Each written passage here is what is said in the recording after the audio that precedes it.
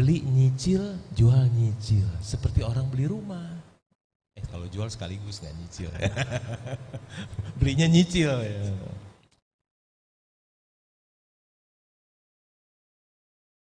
Perkenalkan, saya Oki Haryadi. Saya malam ini ada dua pertanyaan. Satu aja. Oh, satu. Iya, baik, Pak. Yang ingin saya tanyakan seni dalam menjual saham agar mendapatkan keuntungan yang maksimal. Karena Bapak terbukti bisa menjual beberapa saham seperti INDI dan INKP di harga puncak. Di saat PER dan PBV berapa kita bisa menjual saham Bajaj yang sudah kembali menjadi Mercy? Mungkin boleh diceritakan juga pengalaman Bapak dalam menjual saham yang lainnya juga agar kita bisa belajar cara Bapak menjual saham bagaimana. Juga dicicil atau sekaligus Pak agar bisa mendapatkan profit yang maksimal, karena terkadang kita sudah menjual kadang turun dan juga masih naik begitu Pak. Sebaiknya dijual langsung atau bertahap? Oke, bagus pertanyaannya. Namanya siapa tadi? Oki Pak. Oh? Oki ya, silakan. Ya, terima kasih Oki. Tadi pertanyaannya bagaimana mengenai menjual, seni menjual, Pak. Seni menjual, oke. Ya. Saya pernah tahun 2016 itu membeli saham Indika Energy tadi disebut ya, di harga 100 lebih, ya 100-an. Padahal nilai buku per sahamnya pada waktu itu 1.600. Nilai buku per saham 1.600, saya beli harga 100. Ya. Memang pada waktu itu Indika Energy harga tambang batu bara terbesar mungkin pada waktu itu nomor 3 di Indonesia. Tambang batu baranya anak perusahaan Mekideko Jaya Agung. Harga batu bara gitu $50. Ya. Saya membelinya di harga yang murah. Ya. Ketika saya membeli, pialang saya yang gelarnya MBA dari Amerika, lulusan MBA, dosen di perguruan tinggi swasta. Dia punya maksud baik, tidak jahat sama saya. Dia begini, Pak jangan beli tambang batu bara Pak, masa depan suram. Tapi kan saya tahu itu kan komoditas, hari ini suram, besok bisa cemerlang. Ya kan. Benar, saya beli pelan-pelan, terus jadi pemegang saham terbesar nomor 4 tambang batu bara itu. 2 tahun kemudian harga batu bara yang suram itu naik. Wah, kalau harga batu bara naik, keuntungan Indika Energy kan jadi besar. Wah, harga sahamnya jadi 4.000 lebih ya. Dan saya menjual 4.000 lebih itu di sebelahnya Pak Lukas, di sebelahnya Pak Sukarto Buyung, ya terus di mobil, terus jual terus. Dibeli terus, saya jual terus, saya kasih. Berhenti ketika terjadi gempa bumi ya Pak Lukasnya. Betul, waktu saya jual terus, gempa bumi, saya lari buru-buru jadi berhenti jualan. Yang paling kaya lari duluan keluar ruangan. Takut gempa ambruk di dunia itu.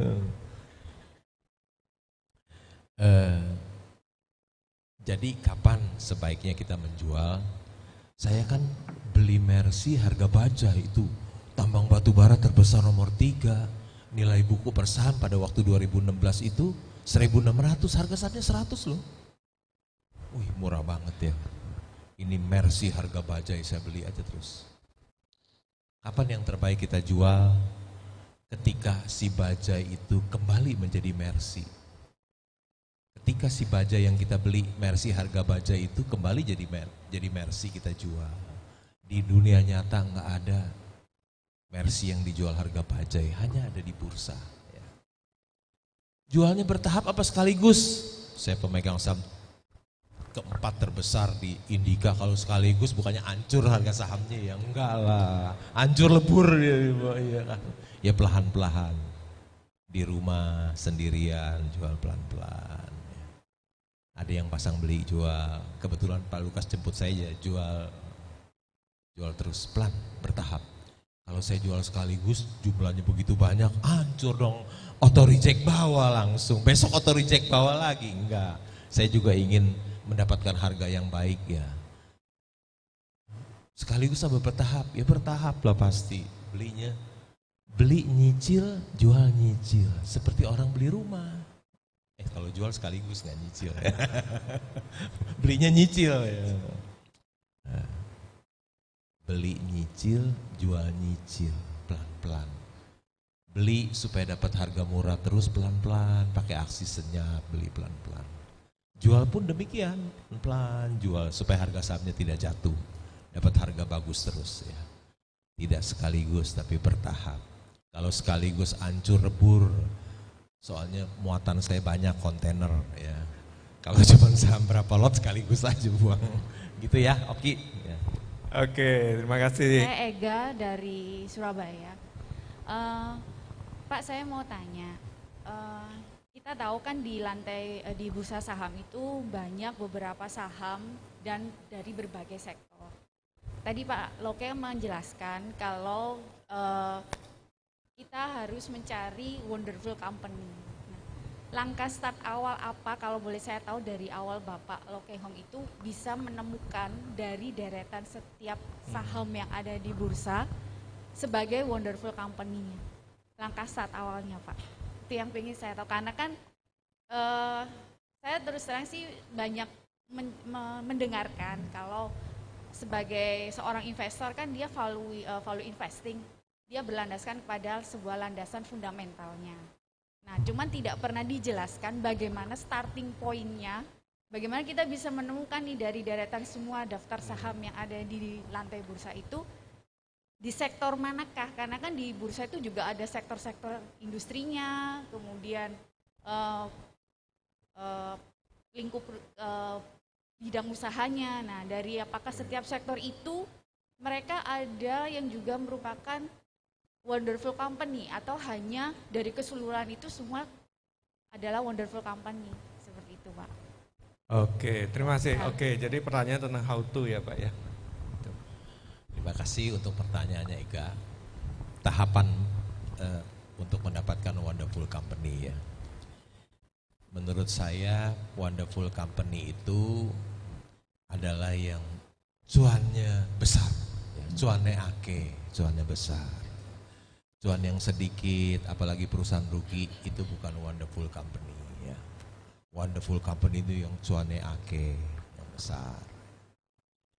Kemudian yang kedua, udah cuannya besar, tiap tahun bertumbuh, growing. Ya. Tiap tahun cuannya tambah besar. Dari 5 triliun meningkat jadi 7 triliun, jadi 10 triliun, 15 triliun, 20 triliun, 17 triliun, 20 terus naik terus. Udah cuannya ake, tiap tahun tambah ake cuannya. Itu ciri khas wonderful company. Yang kedua, tadi banyak sektor ya. Sektor yang cuannya ake, saya nggak sebut banyak-banyak aja ya. 2 aja dah yang paling saya cinta. Ya, paling saya cinta. 2 sektor. Apa sih yang cuannya ake? 1 bank. Bukan rekomendasi membeli atau menjual, bank. Ada bank swasta di Indonesia tahun lalu labanya 40 triliun. Perusahaan apa yang bisa tandingin dia, yang bisa cuan 40 triliun? 2 yang saya cinta, batu bara, sektor batu bara. Tahun lalu ada perusahaan batu bara cuannya 38 triliun laba bersih batu bara. Perusahaan lain susah lo dapet cuan sebesar itu. Mau beli perusahaan lain bisa cuan segitu? Nggak bisa. Ya, itu ciri-ciri dari wonderful company. Oke, Ega. Oke, baik. Sekarang kita lanjut biar Adil. Saya Willy dari Kota Malang. Yang ingin saya tanyakan ini mengenai saham Svin. Kalau saya lihat berita kan Pak Lo sudah mulai cicil jual saham Svin ya. Nah, padahal yang saya cek PBV Svin masih 0,4. Nah, melanjutkan pertanyaan dari Pak Oki tadi, kalau misalkan kita jual itu kan harga bajai dari ke harga Mercy. Nah, apakah harga Mercy ini tidak selalu mencerminkan PBV-nya? Karena setahu saya kalau PBV satu itu baru harga wajar. Itu aja, makasih. Oke. Kenapa saya jual saham Klipan Finance ya? Saya punya 200 juta saham lebih, jualnya cuma 4 juta saham aja, nggak banyak ya. Tapi sudah menggemparkan seluruh Indonesia saya jual. Sampai orang Malang aja tahu gitu kan, saya jual. Saya punya saham 200 juta saham lebih, cuma jual 4 juta. Sedikit, padahal dia pinter juga, nilai bukunya masih 1.300 ya. Apalagi ditambah cuan tahun ini, bisa jadi 1.500 kan cuannya. Saya kan beli saham itu 200, naik ke 500 lebih. Ya, jual sedikit lah, saya jual sedikit karena ingat loh, ada orang yang bilang, bukan saya yang bilang ya, karena saya kan punya sahamnya. Orang bilang gitu, Penin, grup Penin itu nggak bakalan kasih kamu cuan. Kata dia gitu, grup Penin nggak bakalan, saham Penin tuh nggak bakalan kasih kamu cuan, susah naiknya, benar bertahun-tahun nggak naik. Tapi saya pikir saya beli 200 terus 500, lumayan juga ini grup Penin untung 150%, jualnya sedikit gitu, jual sedikit. Nggak banyak loh, sedikit, padahal masih terlalu murah sebetulnya ya. Cuman happy aja dari grup Penin bisa cuan 150%. Tapi sebetulnya masih jauh dari harga wajarnya. Nilai bukunya kan tahun ini ada kredit macet yang sudah di write off, bisa dibayar 557 miliar kalau tidak salah. Kalau tambah tahun ini, 1 tahun ini first quarter kan udah 108 miliar, kalau kali 4 400 miliar tambah kredit macet yang 1 triliun ya. Jadi nilai bukunya mungkin bisa jadi 1.500. Harga 500 masih terdiskon jauh loh. Tapi mungkin termakan omongan orang yang biasa susah naik, tiba-tiba saya bisa untung 100, jualnya sedikit lah. Kira-kira gitu, karena kalau kita lihat emang bisa berpuluh-puluh tahun, berpuluhan tahun sahamnya nggak naik gitu, tiba-tiba bisa cuan 150%, ya udahlah iseng-iseng buang sedikit. Kira-kira gitu ya. Oke, karena dari jauh kita beri kesempatan. Silakan Winnes. Selamat malam Pak Lukas, Pak Lokeng Hong. Terima kasih ya kesempatannya. Saya Winnes Pak, member Hungry Stocks, datang dari Palembang, Sumatera Selatan, ya demi acara ini dan untuk langsung mendengari Pak Lokeng Hong Pak. Izin Winnes ingin bertanya Pak, tentang sektor coal Pak. Pak Lokeng Hong pernah berkata, di saat indeks coal gocap Pak 50, Bapak mengatakan itu kesempatan Pak untuk membeli. Dulu Pak di coal saat harga 50. Di saat coal naik ke 400 seperti belakangan tahun kemarin Pak 400, itu juga masa perusahaan yang PI-nya masih rendah gitu Pak, ya itu masih tergolong murah Pak. Jadi saatnya kita untuk membeli Pak. Coal gocap beli, coal 400 beli Pak. Nah saat ini belakangan coal terkoreksi Pak, indeksnya menjadi 100 something lah Pak gitu. Lantas pertanyaan saya, kapan jualnya Pak? Sedangkan coal itu kan cyclical Pak, kita tahu. Nah mohon pencerahannya itu aja. Terima kasih Pak Lukas, terima kasih Pak Lokeng. Jadi waktu harga coal $50, saatnya beli. Waktu coalnya 400-an kok belum jual Pak, ya kan? Nah sekarang udah turun ke 100 ini bagaimana gitu Pak? Kapan jualnya gitu? Terima kasih, jauh-jauh dari Palembang ya ke Surabaya. Iya, saya punya satu saham tambang batu bara ya. Saya beli 1.300. Tiba-tiba harga coal naik 400 ya, 400. Yang 1.300 itu naik jadi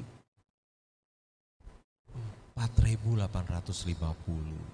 Saya pemegang saham cukup besar, mungkin nomor 3 sekarang ya di tambang batu bara yang tahun ini semoga bisa, first quarter udah laba 1,6 triliun, kalau kali 4 mungkin bisa 6 triliun. Waktu naik 4850, kalau labanya 2320 kan baru PI 2 kali ya. PI 2 kali dong, labanya 2320 terus harga sahamnya 4850, PI 2 kali. Sayang mau dijual ya, sayang. Mau dijual, aduh PI 2 kali masa dijual ya, sayang. Dia turun ke 2450 atau berapa 2500 ya. Terus saya pikir, keuntungan saya berkurang banyak juga ya. Berapa itu ada 250 miliar kali ya, untungnya berkurang 250 miliar, sayang juga ya. Kapan mau dijual? 4850 aja nggak dijual, masa 3000 dijual gitu ya, tetap simpen ya. Jadi lebih murah lagi sekarang, kira-kira gitu. Kapan mau dijual? Jawabannya sederhana, mudah. 4850 nggak dijual, masa 3000 mau dijual gitu. Gitu ya. Oke, Erwin boleh silakan. Ya singkat. Nanti semua dapat giliran. Congrats Pak untuk dividennya. Congrats untuk dividennya Pak. Dividen. Congrats ya Pak. Pak saya mau nanya, kalau habitnya Pak Lo kan dari pagi sampai malam kan kebanyakan baca koran, annual report, laporan keuangan, habis gitu buku, investasi. Boleh mungkin di ini enggak ya Pak? Maksudnya kebiasaan habitnya tiap hari. Kebiasaan tiap hari. Terus habis gitu menurut Pak Lo dari kebiasaan Pak Lo ini mana yang paling penting? Terus ada enggak buku referensi untuk kita para investor belajar lebih dalam tentang investasi? Thank you. Ya. Yang saya lakukan setiap hari itu saya sebut RTI, yaitu Reading, Thinking, and Investing. Itu yang tiap hari yang saya lakukan selama sepanjang hari, terus diulang-ulang. Yang mana sih yang paling penting? Kayaknya tiga-tiganya berkaitan ya. Tiga-tiganya berkaitan, tiga-tiganya penting. Harus membaca, tentu harus berpikir. Ya. Habis berpikir harus bertindak kan, investing itu. Jadi nggak ada yang ini nih, semuanya penting ya. Tadi pertanyaannya apa lagi? Saya lupa. Itu aja sih sebenarnya. Cuma itu aja atau ada yang lain tadi? Sorry. Buku referensi. Ya, referensi. Saya rasa buku James Pardue ya, 24 strategi investasi Warren Buffett itu bagus ya, itu bagus ya. Yang tulis Master of Law, yang tulis seorang sarjana hukum ya, bagus buku itu ya. Wakilnya Warren Buffett juga Master of Law, jadi buku itu juga Master of Law juga bagus. Saya rasa itu bagus, boleh dibaca ulang-ulang ya. Yang lain ya misalnya The Tao of Warren Buffett juga boleh baca, Mary Buffett ya. Bisa juga baca bukunya Benjamin Graham ya. Ada Security Analysis, ada Intelligent Investor. Bisa juga baca buku Billy Fisher, Common Stock and Uncommon Profit ya. Banyak dibaca ya, untuk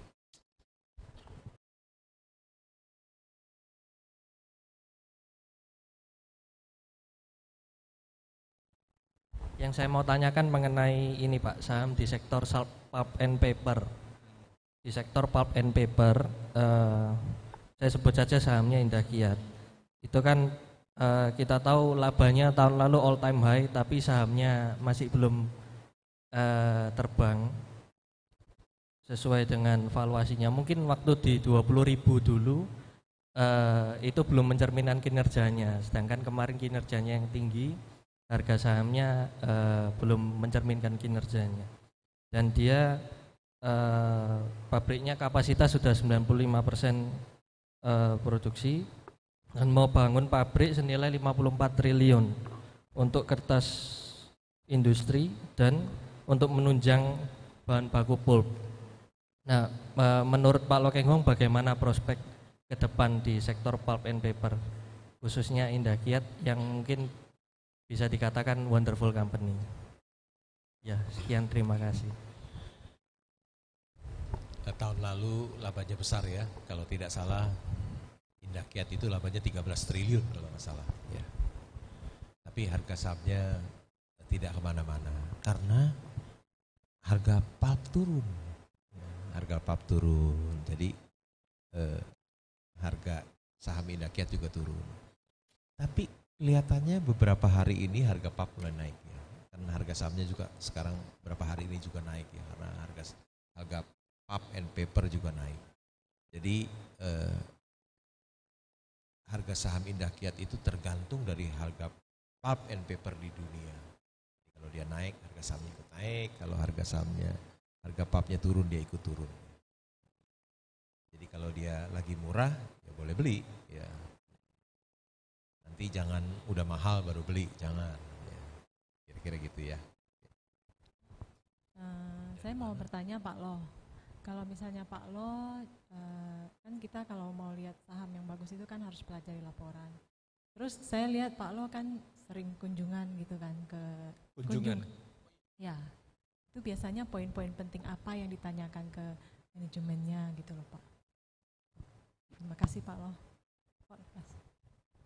Yang ditanyakan poin-poin apa ya, semuanya ditanyain ya. Lihat apa yang kita nggak ngerti kita tanyain, semua kita tanyakan ya. Hampir semua. Kalau ketemu Pak Harto, tanyanya, Pak, Geraha Natura berapa luasnya Pak? Berapa hektar? Kenapa kamu tanya begitu? Kenapa? Siapa kamu tanya begitu? Siapa yang suruh siapa? yang sudah terjual berapa, sisanya land banknya berapa, begitu. Jadi semua yang terpikir kita tanyakan aja yang kita nggak ngerti. Kayak gitu ya. Oke. Ini dari Jakarta ya. Saya mau tanya mengenai saham BMTR. BMTR. Itu kan ada isu akan merger dengan MNC ya. Kalau misalnya mergernya jadi, itu yang diuntungkan yang mana Pak ya? BMTR-nya atau MNC-nya? Itu aja Pak. Okay. Kalau ini andai-andai berandai-andai ya. Kalau BMTR merger dengan MNC, siapa yang diuntungkan ya? Tentu saja BMTR yang diuntungkan. Karena nanti MNC akan hilang. Kalau sekarang kan MNC sehat karena semua laba dari TV itu larinya ke MNC sehingga MNC hampir hutangnya tidak ada ya. Nanti kalau di merger MNC-nya hilang, jadi ada BMTR. Nanti laba-labanya TV itu langsung ke BMTR ya. Jadi hutang-hutangnya BMTR mungkin bisa dilunasi juga dari keuntungan TV ya. Kalau kita lihat kan MNC first quarter udah untung 600 miliar lebih, kalau kita kalikan 4 kan udah 2,4 triliun kira-kira ya, setahun. Ya, tentu yang diuntungkan andai kata berandai-andai kata merger ya. Maka yang diuntungkan dia karena semua laba dari TV itu kira-kira 2 sampai 2,5 triliun itu bisa melunasi hutang-hutang BMTR, tentu itu sangat diuntungkan. Gitu-gitu ya, andai kata merger ya, andai kata. Oke. Oke. Salam kenal Pak, saya Susi dari Surabaya. Pak Lo, saya mau tanya, Bapak kan sering mengatakan supaya beli saham Mercy yang dibeli dengan harga bajai. Nah, kami kan sangat ingin beli saham Mercy di harga bajai. Tapi sebagian saham-saham yang Bapak beli, apabila dilihat pada laporan keuangannya, banyak saham-saham Bapak yang pada dasarnya merugi. PI-nya negatif dan operating margin-nya rendah. Misalnya, harga saham-saham komoditas saat Bapak beli selalu dalam kondisi rugi. PI negatif dan margin-nya rendah. Juga saham DILD yang Bapak beli saat ini juga masih rugi. Setelah Bapak beli dan Bapak tunggu, baru beberapa saat kemudian menjadi untung. dan harga saham naik, misalnya saham GJTL juga. Mohon Bapak dapat menjelaskan perbedaan perusahaan yang kelihatannya jelek, tapi sebenarnya potensi menjadi saham Mercy dengan perusahaan yang jelek karena memang kualitasnya jelek. Itu saja ya Pak, terima kasih. Oke.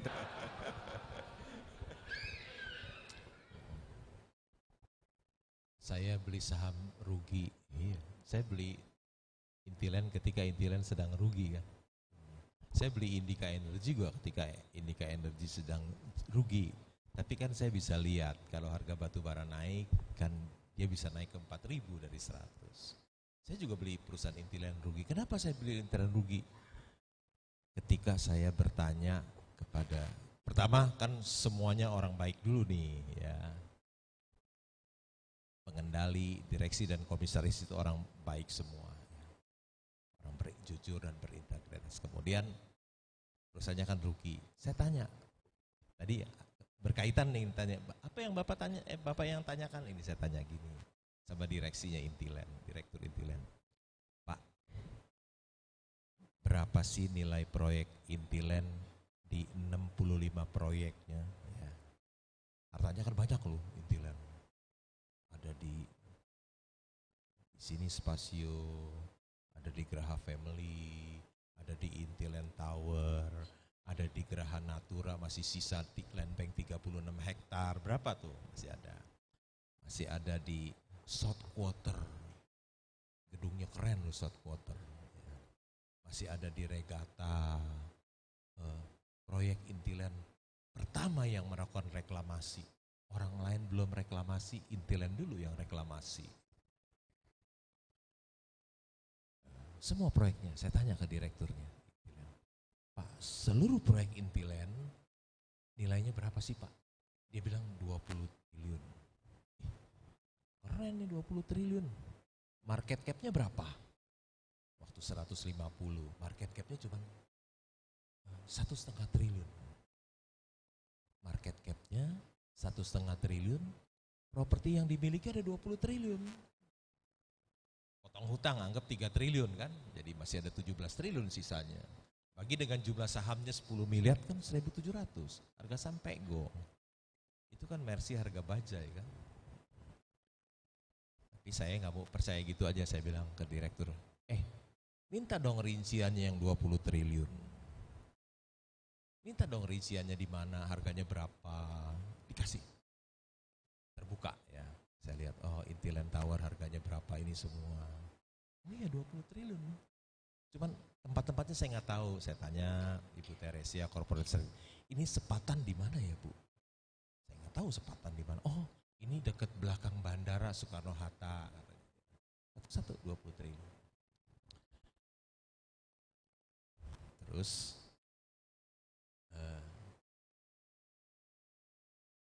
sudah saya tahu perinciannya 20 triliun, potong utang mungkin 3 triliun, 17 triliun dibagi dengan jumlah sahamnya 10 miliar lembar, kan 1.700 per saham.